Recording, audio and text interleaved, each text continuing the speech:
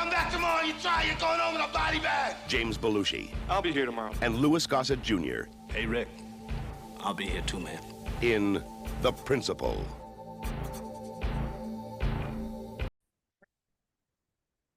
Hey everyone, this is your friendly neighborhood world film geek Albert Valance, and I am so sorry for the delay of this review of this month's Throwback Cinema review, but a lot's been going on. Life happens. But as promised, this April and this month's review is The Principal, released in 1987, directed by Christopher Kane. The film stars Jim Belushi and Louis Gossett Jr. Jim Belushi plays Rick Latimer, a high school teacher who, after destroying his wife's divorce lawyer's car in a drunken rage and gets arrested, he, instead of getting fired, gets transferred to the worst school in the city, and that's Brandell High. And Brandell High is run by Victor Duncan, a gang leader, played by the great Michael Wright, excuse me. And I'm going to talk a little bit about the film, give you some details, maybe give you a little trivia, and tell you my final rating. So the film starts out with Rick Latimer, played by Jim Belushi, going to a bar, and he likes to drink, and there he spots his ex-wife Kimberly with her divorce lawyer, and this leads to Rick getting all ticked off with the lawyer, and they get into a fight, and then it culminates with Rick bashing the hell out of the car, the divorce lawyer's car, and he gets arrested for his actions. And of course, the school district is not happy with what Rick did, so they contemplate firing him. But instead, they figured a guy with his attitude deserves to go to another school, and they send him to Brandell High, where he becomes the principal. Now, once he arrives there, things don't go as planned. It's like the beginning of Lean on Me, where everyone's causing trouble. You got drug dealing, gangs, stuff like that. So Rick comes up with a plan called No More. Basically, no more drugs, no more running the hallways, no more being late to class. He announces at an assembly, and things don't go well. Everyone kind of taunts him and ridicules him. And of course, what's even worse is the guy who claims to run the school is Victor Duncan, a gang leader played by Michael Wright. And he declares that Brandell High is his school, and no one's gonna tell him otherwise, of course. Rick doesn't follow the rules, and this leads to a small riot, which not only angers some of the other teachers, but also the head of security, a former graduate there named Jake, played by the awesome Louis Gossett Jr.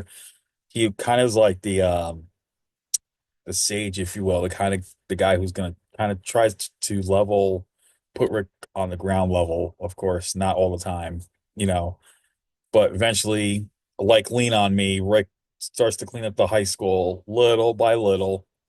Sometimes things don't go always planned. For instance, one, he kind of draws the wrath of a local teacher, Ms. Orozco, played by Radon Chong, who appreciates what he's doing, but feels like some of the goons who are supposed to be in the class are just nothing but trouble.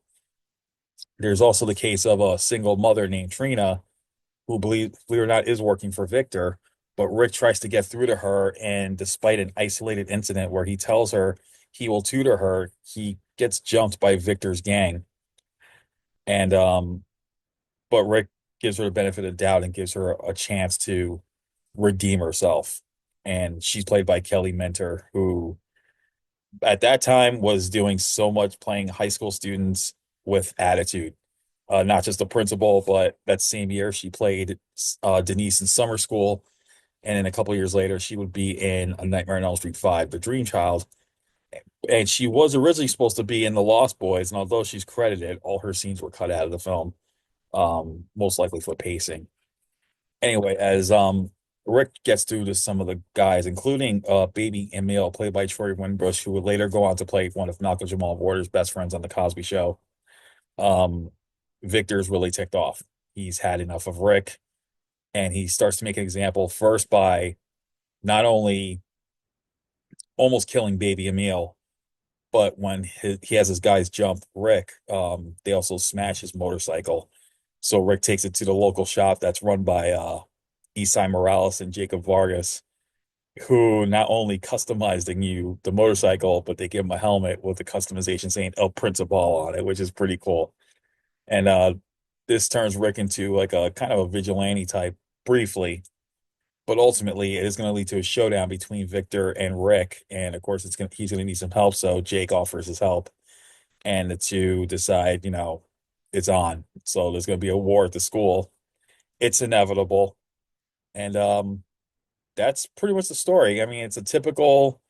It's kind of like a Lean on Me meets class of 1984 Rick without all the graphic violence. This is more of a grounded level urban action film, if you will.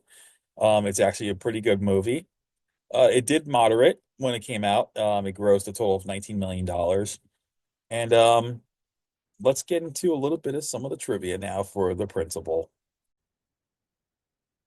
So, interestingly enough, Jim Belushi was not actually the first choice to play Rick Latimer, the principal.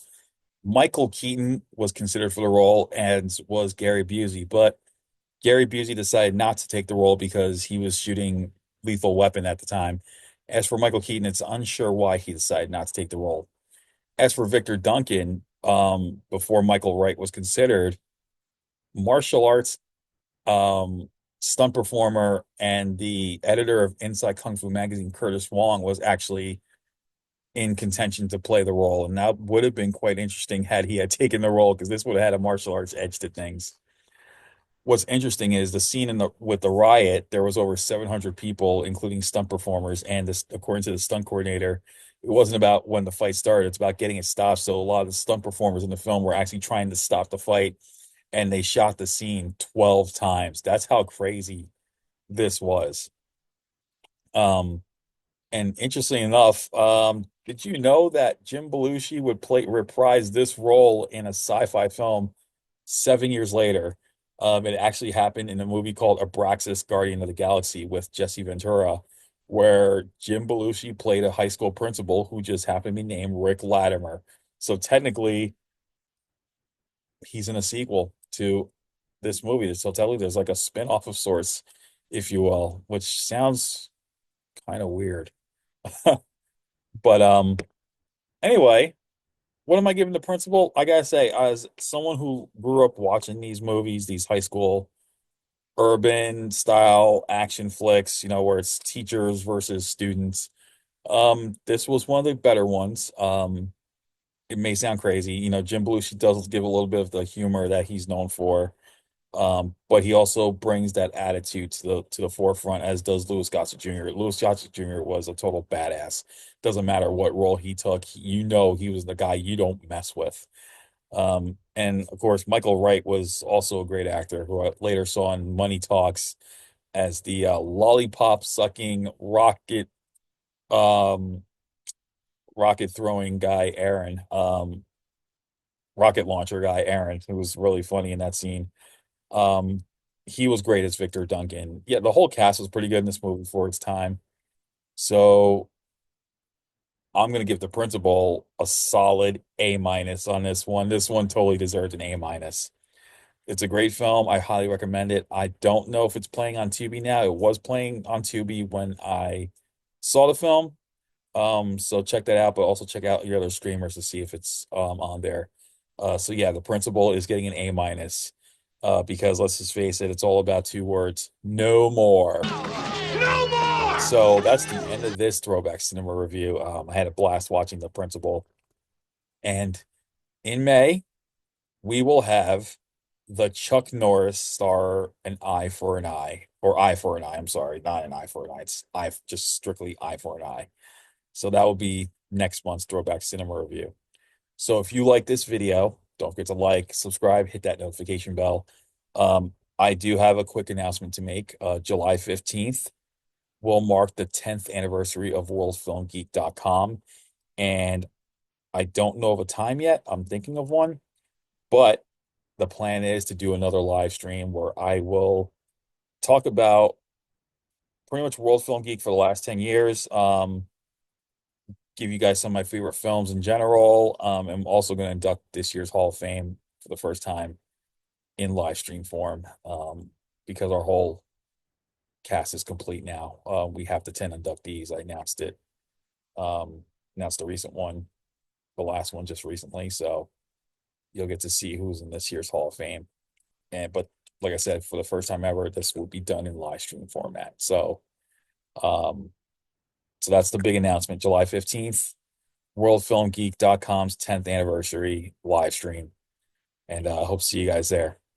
But in the meantime, I'll see you in May.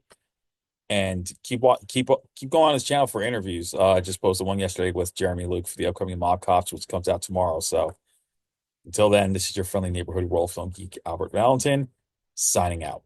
Stay awesome. Hey, man, who the hell do you think you are? He's a principal, man. I'm the principal, man.